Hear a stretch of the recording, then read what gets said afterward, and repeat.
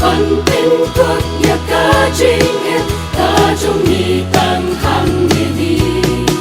đi hấp văn nhà tha thu văn na bồi cha ta đi ca Jing pula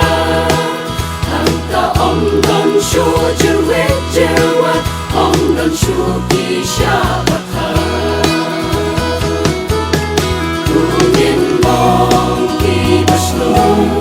cùng kỳ cuốn trong vùng lệ là Jingiaseng Ngin văn thông na phăng Ngin bay đông hàng tây cả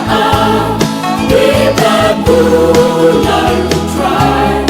chính quen ba khao tâm lo hằng ta chừng mong tâm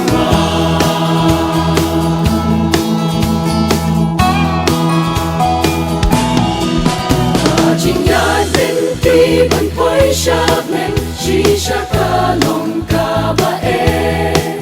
buồn xin đi bên nhau hà la mar quê hà baวันkỳ Jingiaseng chỉ sa bor bom man kỳ tor kỳ thong ban bên tran kỳ khôn bục lệ buồn đi or đi hấp chỉ tên lên thì hà Jing ring pa ca bút phê Ngin mong Kiba Shlur cùng kỳ cuốn trong vùng lệ là Jingiaseng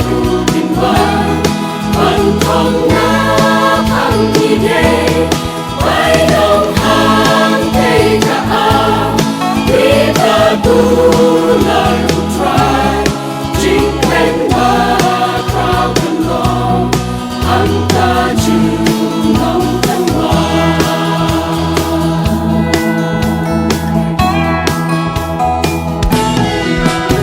Ngin nắng tên khanh và tên Shlur hấp tên ca Jingiaseng tí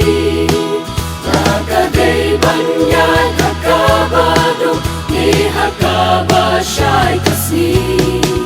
tu a so shall ti tu try ông man no bên các lem mất đi sao càng tu nhìn đại thân kiến ran đi tan coi sa ta ta đi Ngin mong Kiba Shlur cùng kỳ cuốn trong vùng lệ là Jingiaseng Ngin văn thông na phăng Ngin bay đông hàng tây cả đi ta buồn là lúc trai chính quen ba khao tâm lo hằng ta chừng mong tâm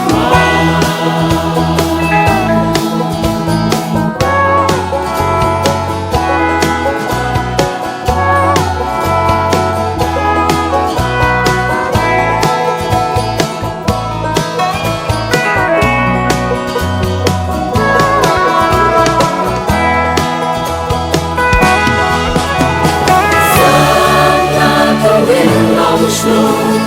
ha cam một lệ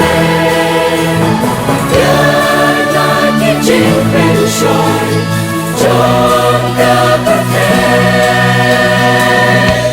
sa cam tu Ngin tâm ya ban quay ri Jing pula tu ca ri ba su thian mong đón chúa chính chân cha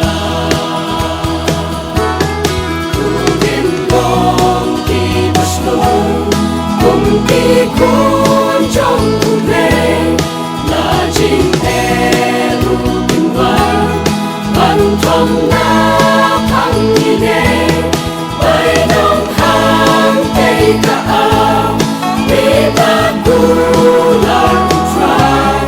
chính quen ba khao tâm lo hằng ta chừng